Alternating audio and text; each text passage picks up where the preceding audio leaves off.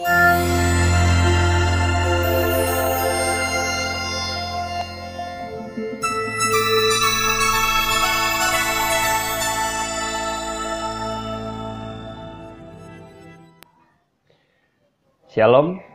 selamat malam. Kembali saya menyapa teman-teman rekan-rekan sekalian pada malam hari ini untuk kita malam hari ini kembali mendengarkan kebenaran firman Tuhan. Kita melanjutkan tema kita mengenai perumpamaan anak yang hilang, dan yang minggu lalu saya sudah bahas mengenai yang bungsu, dan pada malam hari ini kita akan melanjutkan dengan membahas yang sulung gitu ya. Nah, sebelum kita mulai, saya akan berdoa bagi setiap kita. Saya akan pimpin di dalam doa. Bapa dalam surga, terima kasih buat pada malam hari ini kembali kami boleh dipertemukan dengan kebenaran firman Tuhan yang hidup itu. Kami boleh kembali diajar oleh kebenaran firman Tuhan itu, yang pada malam hari ini kami boleh kembali Tuhan Yesus merenungkan kebenaran firman Tuhan yang boleh dinikmati oleh setiap kami yang ada di rumah Tuhan, setiap jiwa-jiwamu. Kiranya Tuhan berikan kerinduan, haus akan kebenaran firman Tuhan, sehingga kami dipuaskan hanya oleh perkataan Allah yang bersifat kekal itu saja.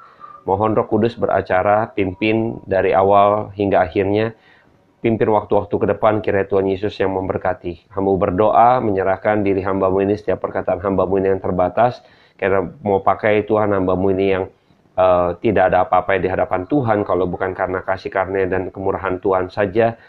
Pakai hidup hamba-Mu ini Tuhan untuk memberitakan kebenaran firman Tuhan. Terpujilah nama Tuhan, dengar doa hamba-Mu ini. Dalam nama Tuhan Yesus. Amin.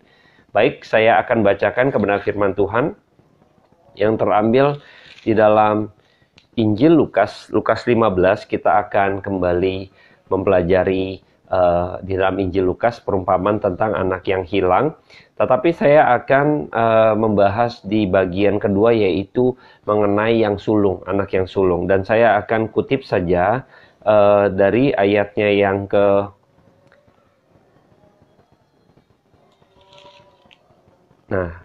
25 ya.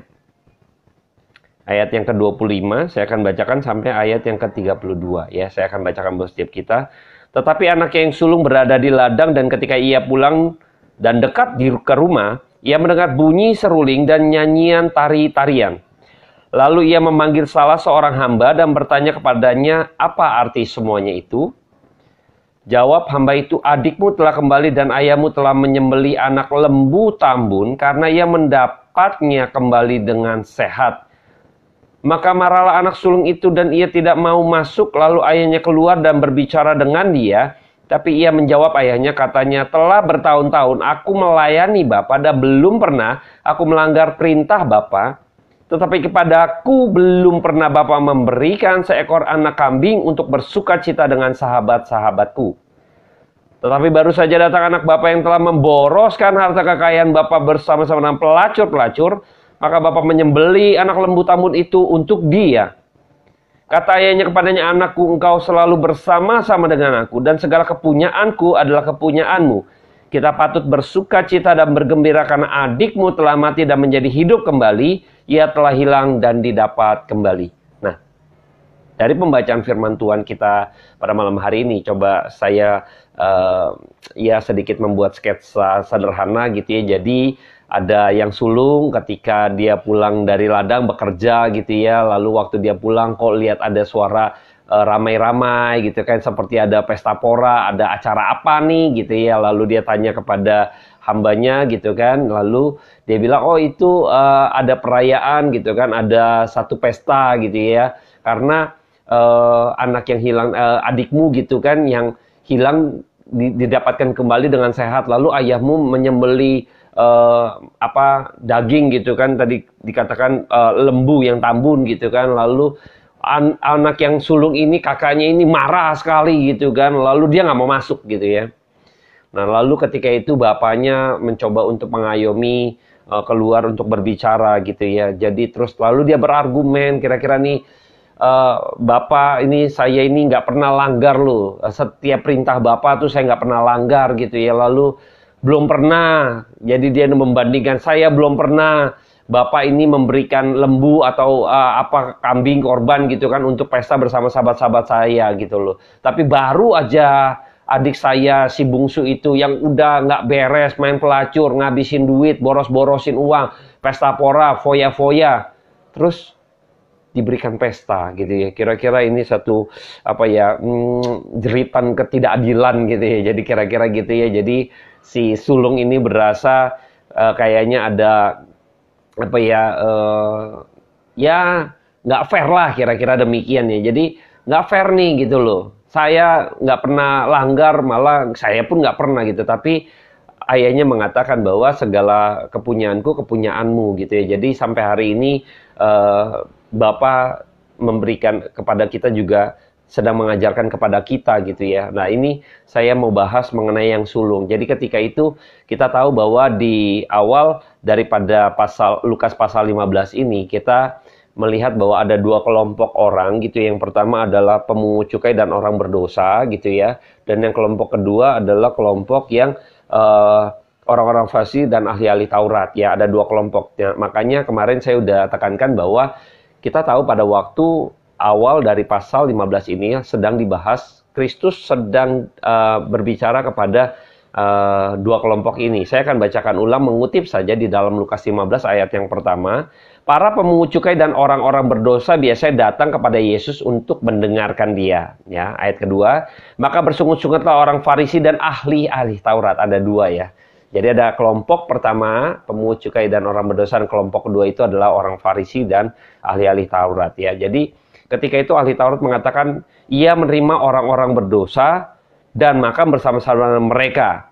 Lalu Kristus menceritakan mengenai perumpamaan ini. Ya, jadi pada waktu perumpamaan ini disampaikan, jadi ada dua kelompok yang mendengarkan Kristus. Nah, pada waktu Kristus ingin menyampaikan ini, dia memulai dengan perumpamaan tentang domba yang hilang, lalu dilanjutkan dengan perumpamaan tentang dirham yang hilang, dan terakhir mengenai anak yang hilang. Nah, yang sulung ini penggambaran daripada kelompok orang-orang Farisi dan orang-orang Farisi dan ahli-ahli Taurat. Ya, si bungsu ini penggambaran dari orang-orang pemungut cukai dan orang-orang berdosa. Ya, jadi penggambaran ini akhirnya titik terakhirnya dia juga merangkul, Kristus sedang merangkul yang sulung tadi, yaitu orang-orang Farisi dan ahli-ahli Taurat gitu ya. Jadi Kristus sedang merangkul dua kelompok ini sebenarnya ya. Nah, kelompok yang pemungut cukai dan orang berdosa ini gitu kan. Nah, ini kan dia tahu jelas gitu loh. Jadi dalam peristiwa perumpamaan-perumpamaan tersebut Kristus mau memberikan satu penggambaran.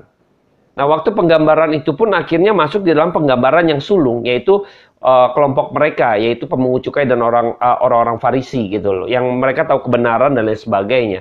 Nah, Kristus coba mengajak bahwa Kristus bukan akhirnya orang-orang Farisi kan kita tahu ya, ada beberapa bagian Alkitab bahwa seringkali Kristus akhirnya begitu pedas gitu ya menegur orang-orang Farisi gitu kan, ketika celakalah engkau orang-orang munafik, hai keturunan ular bludak dan lain sebagainya gitu ya. Tetapi di dalam kisah ini, di dalam peristiwa ini, Kristus dalam ceritanya ini Kristus pun merangkul kelompok yang sulung tadi, yaitu orang-orang yang tahu kebenaran, orang-orang ahli-ahli Taurat dan orang-orang Farisi. Mereka yang selama ini belajar kebenaran, lalu Kristus juga ingin merangkul dia. Makanya di awal juga mereka tidak mau masuk di dalam, katakanlah Kristus menerima sebagai Bapa, penggambaran Bapa yang menerima yang bungsu tadi adalah orang-orang yang berdosa gitu ya. Lalu orang Farisi kelompok si sulung ini dia tidak terima gitu. Lalu Kristus juga mau menyampaikan sesuatu untuk kepada mereka, sedang merangkul yang sulung ini juga. Jadi sebenarnya pada waktu anak yang hilang, itu bukan si bungsu yang hilang.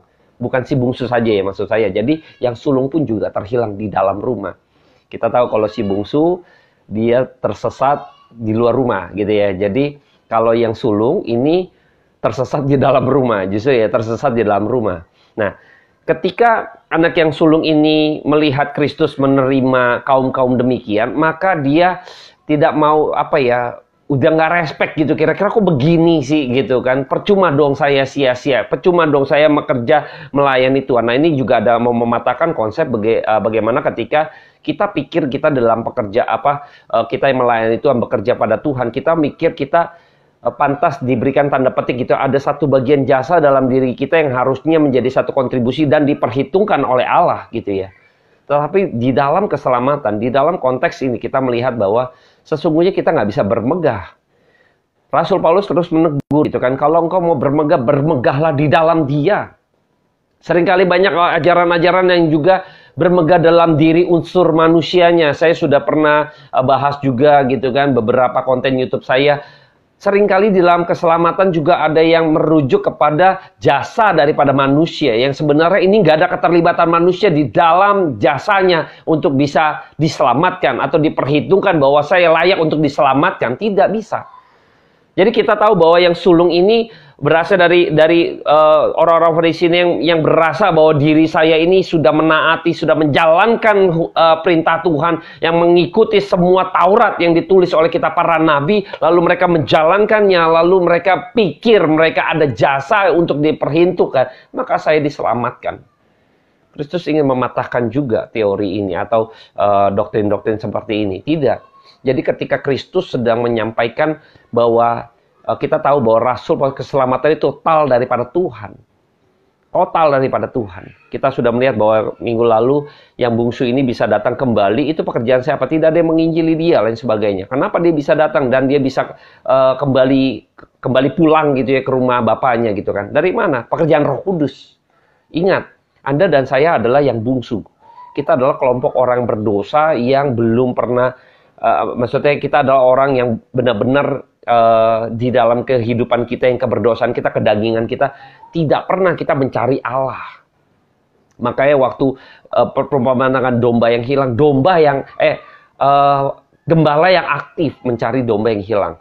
Perumpamaan dengan dirham yang hilang, perempuan yang aktif yang mencari dirham. Dirham sifatnya pasif, begitupun kita. Nah, jadi ketika kita menjadi orang yang berdosa, akhirnya kita diangkat oleh Tuhan, yang menjadi yang bungsu tadi gitu kan, yang sudah diperbaharui, yang Tuhan memberikan jubahnya, memberikan cincinnya, mengenakan kasut buat kita, sepatu gitu kan, memakaikan kepada kita semua itu. Akhirnya kita menjadi anak yang juga akhirnya kita diterima, akhirnya kita menjadi orang-orang yang akhirnya belajar kebenaran itu sendiri, yang menjadi yang sulung. Kita adalah akhirnya menjadi yang sulung. Yang sulung ini adalah orang-orang yang akhirnya kelompok yang tadi orang-orang Farisi dan ahli-ahli Taurat. Kita yang sudah tahu kebenaran, sekarang sudah saatnya Anda dan saya seharusnya dalam perumpamaan ini ketika bungsu kabur, bungsu minggat, keluar daripada rumah, seharusnya menjadi tanggung jawab ini ada siapa? Kakaknya. Si sulung. Kenapa sulungnya diam? Sepertinya biarkan saja gitu loh. Malah bersukaria, ya bagus deh, mungkin saya juga akhirnya harta kamu udah ambil gitu ya. Ya udahlah gitu, bagus deh, syukur deh, rese ada lu gitu ya. Kenapa yang sulungnya tidak mencari? Nah, Kristus sedang mengajak setiap orang-orang yang kelompok sulung tadi, yaitu orang-orang Farisi, orang-orang yang mengetahui kebenaran, ahli-ahli Taurat, untuk mereka sebenarnya engkau yang sulung, kau tahu kebenaran, harusnya engkau yang memiliki tanggung jawab itu untuk mencari yang bungsu tadi. Si anak yang bungsu tadi yang terhilang, harusnya yang tersesat itu engkau yang mencari, engkau memiliki tanggung jawab itu. Kristus sedang menegur, sedang mengayomi, sedang memberikan apa ya, ya mengembalakan gitu ya, mengembalakan yang sulung itu juga gitu loh. Jadi bukan hanya mengembalakan yang kaum-kaum si bungsu, bukan. Tapi Kristus juga sedang mengayomi yang sulung tadi, mengembalakan mereka. Kristus cara berpikirnya luar biasa ya. Kalau teman-teman perhatikan pada waktu perumpamaan domba yang hilang. Nah, Kristus juga ingin menjadi gambaran bahwa gini loh, kamu tahu kebenaran gitu ya. Saya Kristus sebagai gembala gitu ya.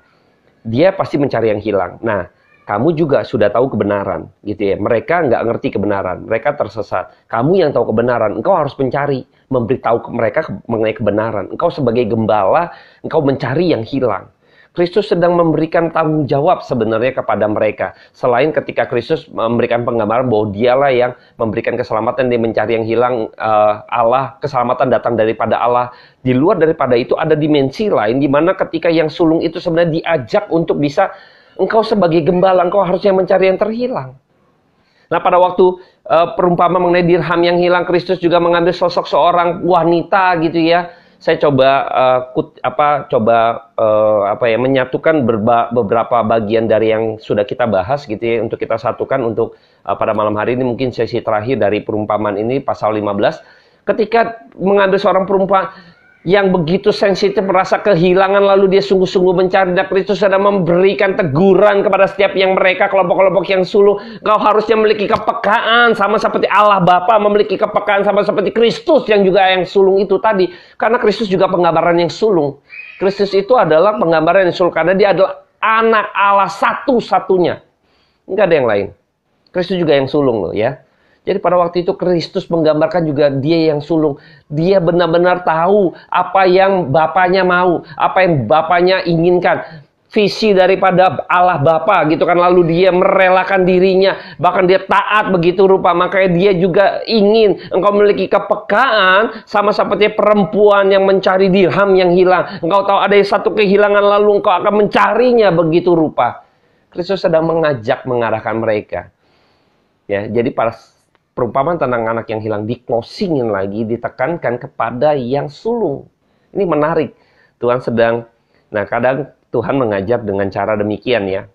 Memberikan cerita, waktu diceritakan, lalu perumpamaan itu mengajak orang berpikir, dan akhirnya kita tahu, waktu kita pelajarin, akhirnya di terakhir itu di-closing dengan cerita mengenai yang sulung.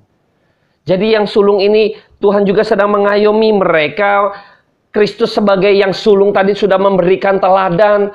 Dia yang juga meninggalkan tahta kerajaan surga. Yang akhirnya ke dunia yang fana ini penuh dengan dosa. Yang dia juga harus mati, taat sampai mati di atas kayu salib. Yang merelakan dirinya taat sampai mati di atas kayu salib. Tadi kita lihat ya, anak yang sulung komplain bahwa tidak ada satu yang dilanggar gitu kan, menaati seluruh perintah Bapa gitu loh. Kristus juga menaati seluruh perintah Bapa di surga. Kristus menaati sampai kita tahu bahwa ketika dia taat sampai mati, tidak ada satupun perintah yang dilanggar. Semua yang dijalankan, yang apa yang menjadi kehendak Bapa dia jalankan, dia genapi. Nah, yang sulung ini sepertinya tidak terima, tetapi Kristus mengajar terus mengayomi mereka. Yang mereka itu diayomi, Kristus coba mengubah mindset mereka yang mungkin salah gitu ya. Yang ada satu mungkin kepekaannya ditingkatkan lagi. Kristus sedang mencoba menyentuh hati mereka untuk memberikan satu goresan-goresan, sentuhan-sentuhan supaya mereka bisa memiliki satu kepemilikan bahwa mereka ini bagian di dalam yang sulung tadi, yang di rumah Bapa gitu. Kristus yang benar-benar sampai tidak ada satupun dalam hidup Kristus yang melanggar daripada titah Bapa. Tidak ada satupun di dalam kehidupan Kristus yang akhirnya dia hanya untuk dirinya saja. Tidak. Dia dedikasikan semuanya kepada kehendak Bapa. Jadi aku datang melakukan kehendak Bapa, bukan kehendakku. Wah, ini total gitu ya.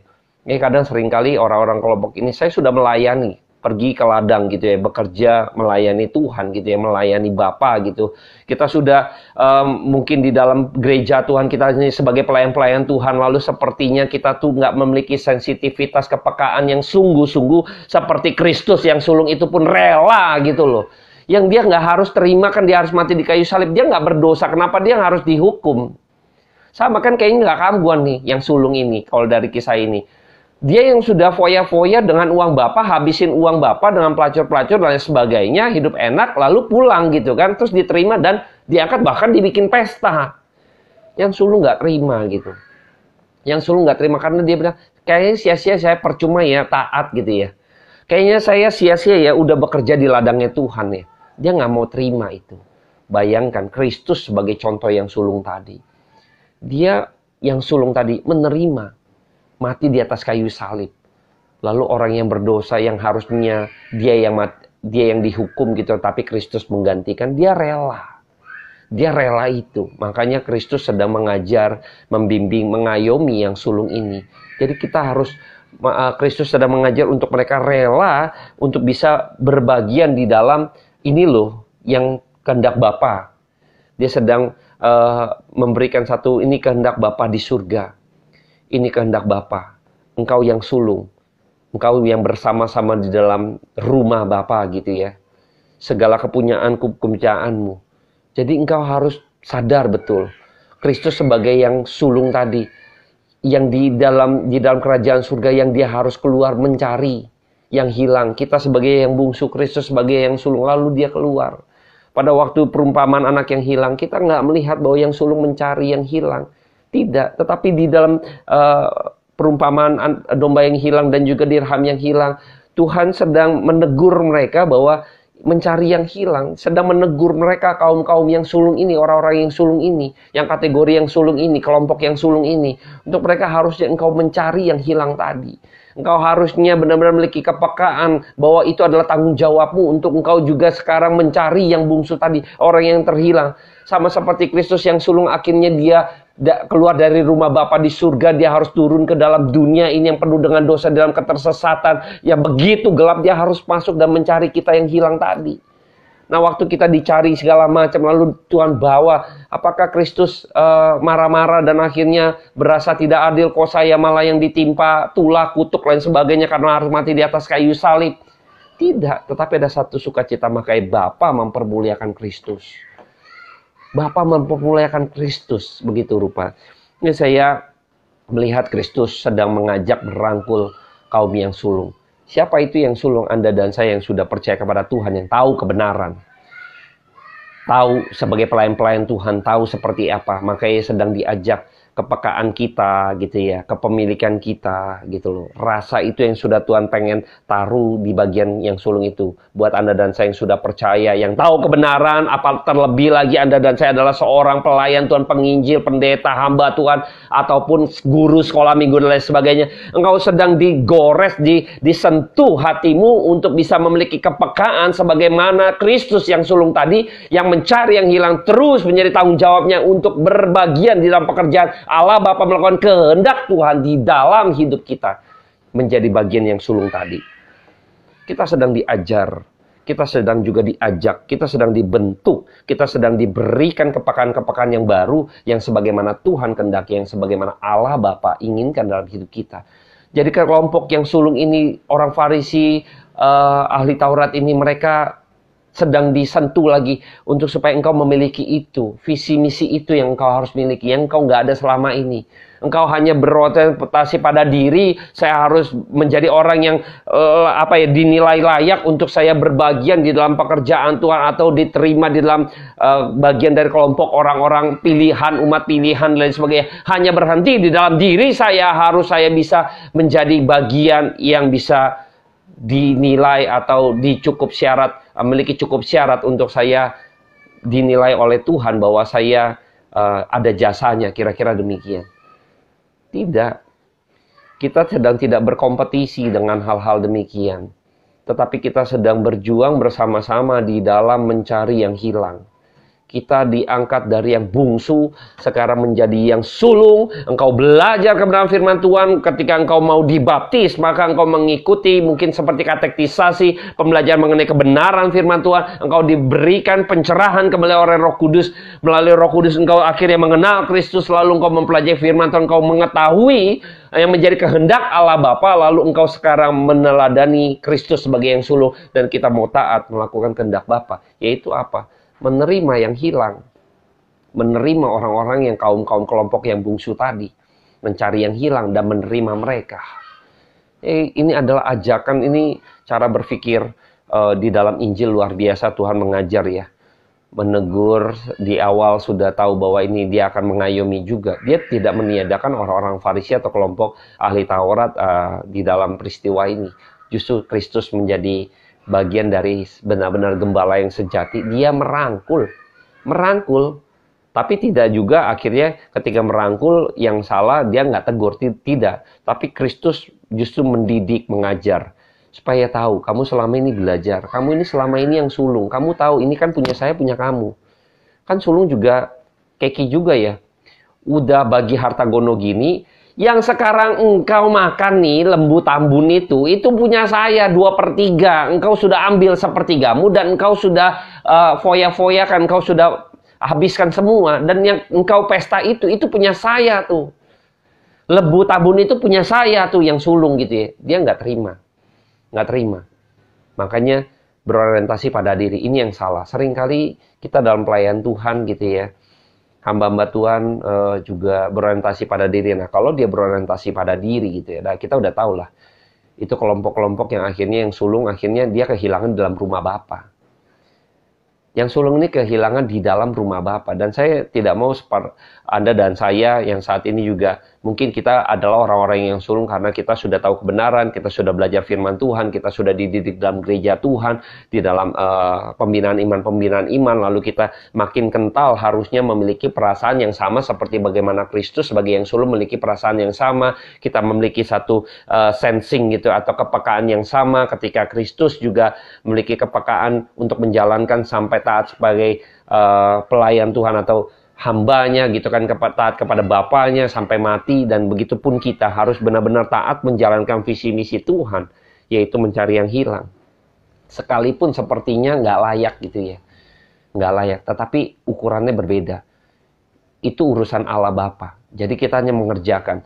Sekalipun mungkin saya tanda petik gitu ya, kehilangan ada kehilangan sesuatu, hal-hal tertentu gitu kan, kehilangan waktu saya untuk santai, kehilangan waktu saya untuk misalnya me time gitu ya, waktunya saya untuk ya sekedar minum kopi gitu kan, ya, untuk saya istirahat gitu kan, untuk saya nggak mau diganggu oleh orang lain. Kita kehilangan itu mungkin ya, bahkan mungkin kita kehilangan materi dan sebagainya untuk bisa mencari yang hilang gitu. Harus kita berbagian dalam pekerjaan Tuhan gitu. Tapi kalau itu adalah kehendak Bapa, kita harus jalankan itu. Nah, saya berharap kalau kita adalah sekarang yang menjadi kaum yang sulung itu gitu ya, yang karena sudah dimenangkan oleh Tuhan, lalu Tuhan ajak menjadi alatnya Tuhan, menjadi bagian murid-muridnya, yang akhirnya kita juga mencari yang hilang tadi. Jangan sampai kita berdiam diri. Jangan sampai kita akhirnya secara pribadi, ini bukan urusan saya, bukan. Anda dan saya bukan, ketika kita mencari yang hilang itu bukan urusan pendeta atau penginjil, bukan. Kita adalah memiliki tanggung jawab yang sama sebagai murid-murid Kristus, sebagai kelompok-kelompok yang sulung gitu ya. Apalagi para hamba Tuhan. Kalau para hamba Tuhan dia ini nggak mencari yang hilang, nggak mau menginjil, nggak mau cari jiwa gitu kan, maunya enak-enakan saja di atas mimbar misalnya gitu kan, dan akhirnya ya tanda petik gitu ya, menikmati persembahan dan sebagainya, itu nggak beres gitulah. Jadi kalau ada hamba-hamba Tuhan gitu kan yang terus memberitakan Injil terus di dalam media apapun gitu ya, baik dalam mimbar Tuhan, mungkin media sosial, melakukan pengajaran-pengajaran gitu ya. Ini adalah ciri-ciri hamba Tuhan yang sedang mencari yang hilang. Melakukan mandat daripada Tuhan. Menjadi yang sulung yang akhirnya melakukan mandatnya Allah Bapa. Sama seperti Kristus melakukan kehendak Bapa. Nah, saya berharap Anda dan saya yang sudah menjadi yang sulung tadi, harap kita menjadi orang-orang yang akhirnya merenungkan kembali, bergumul dalam hidup kita. Sudahkah kita benar-benar menjalankan apa yang maunya Tuhan? Sudahkah kita memiliki hati seperti Kristus memiliki hati untuk menjalankan perintah Tuhan, yaitu mencari yang hilang? Nah, kita harus renungkan itu. Kita doa buat setiap pribadi kita. Sudahkah kita benar-benar memberi waktu untuk benar-benar kita merelakan, sama seperti Kristus rela mati di atas kayu salib. Rela yang bukan sebenarnya harusnya saya yang menanggung ini semua, tetapi saya rela untuk menanggung ini semua. Saya berharap kita semua sadar dan kita mau menjadi orang-orang yang akhirnya kembali kepada kehendak Tuhan. Nah, kita tahu pada waktu domba yang hilang 1:100 ya. 1%. Dirham yang hilang 1:10. 10%. Yang saat ini anak yang hilang gitu kan, 2 dari berapa? Yang hilang berapa? Yang hilang 2. Yang ditemukan kembali berapa? Bungsu ditemukan kembali 1/2. Saya berharap ini menjadi 2/2 atau 100% yang sulung sedang dikembalikan oleh Tuhan. Seperti cerita ini digantung gitu kan. Jadi pada waktu itu si Bapak keluar lalu menceritakan hal itu, membukakan pemikirannya, lalu tidak diketahui bahwa yang sulung ini masuk ke dalam, ikut berbagian di dalam sukacita karena menemukan yang hilang atau tidak, tapi sepertinya digantung. Nah, digantung ini dia hanya ingin yang menjawabnya, yang bisa menjawab itu adalah Anda dan saya sebagai kelompok-kelompok yang sulung. Apakah Anda bersukacita ketika melihat rekan kita, saudara kita, keluarga kita, mungkin tetangga kita yang mungkin adalah musuh-musuh kita, akhirnya mereka kembali kepada Tuhan? Sudahkah kita ikut berbagian dalam sukacita itu? Saya berharap kita yang sulung ini ditemukan kembali oleh Tuhan, didapati kembali oleh Tuhan. Maka kita menjadi orang-orang yang seperti tadi, 1%, 10%, 100%. Saya percaya kita adalah kelompok orang yang mau akhirnya kembali kepada kebenaran firman Tuhan, taat menjalankan kehendak Tuhan. Di dalam kekekalan di dalam kedaulatannya Allah, umat pilihan baik kaum yang sulung maupun yang bungsu pasti akan kembali kepada kebenaran firman Tuhan, kembali kepada amanat yang Tuhan sudah perintahkan dan akan menjalankan hal itu. Dan saya percaya kaum sulung itu di dalam umat pilihan Tuhan pasti kembali dan totalnya menjadi 100%. Nah, saya berharap Anda dan saya sebagai umat pilihan kembali kita sedang diayomi oleh Tuhan melalui perumpamaan ini. Yang sulung itu adalah Anda dan saya, karena Anda dan saya sudah diangkat oleh Tuhan, dan Tuhan sedang mengajar kita, dan Tuhan ingatkan kita yang sudah belajar, kita yang sudah mengerti, kita yang sudah benar-benar mengetahui kebenaran firman Tuhan, dan kebenaran itu kiranya tidak kita kekang, dan biarlah kebenaran itu terus boleh kita sampaikan kepada orang, dan kita yang mencari tanggung jawab, kita mencari yang bungsu tadi yang hilang, karena kita adalah yang sulung, dan kita punya tanggung jawab itu sebagai yang sulung mencari yang hilang. Inilah tugas dan PR kita, biar teman-teman juga, saya berharap kita semua, yuk sama-sama kita mencari yang hilang. Karena kita yang sulung, yang memiliki tanggung jawab. Kristus juga sebagai yang sulung, dan dia bertanggung jawab. Kita sebagai yang bungsu, didapati oleh dia, dicari oleh Kristus. Akhirnya kita didapati kembali. Biar pada malam hari ini, kebenaran firman Tuhan yang sederhana ini boleh membukakan kita pencerahan, dan saya akan berdoa buat setiap kita. Bapak, terima kasih buat kebaikan Tuhan yang Tuhan berikan buat kami, sehingga kami boleh kembali diingatkan, disegarkan kembali. Sesungguhnya kami adalah kelompok-kelompok yang sulung, yang memiliki tanggung jawab untuk mencari yang hilang. Kami mohon berkat kasih karunia daripada Tuhan. Terima kasih kalau firman Tuhan ingatkan kepada kami, untuk kami boleh kembali disentuh hati kami, untuk kami diberikan kepekaan daripada Tuhan, kepekaan yang kekal, yaitu mencari yang hilang. Untuk hidup kami tidak egois Tuhan untuk diri kami saja, tetapi kami berpikirkan untuk mencari yang hilang, untuk orang lain, untuk pekerjaan Tuhan, untuk amanat yang Tuhan sudah berikan buat setiap kami murid-murid Tuhan, yaitu amanat agungmu ya Bapa. Jadikanlah semua bangsa muridku. Tuhan, tolong kami dengan segala kesederhanaan kami. Urapi setiap hati dan pikiran kami, mampukan kami dengan kuasa Roh Kudus-Mu untuk kami terus memberitakan kebenaran firman Tuhan dan mencari yang hilang. Dalam nama Tuhan Yesus Kristus, dengar doa kami. Amin. Terima kasih teman-teman yang sudah berbahagia. Kiranya Tuhan Yesus memberkati. Selamat mencari yang hilang.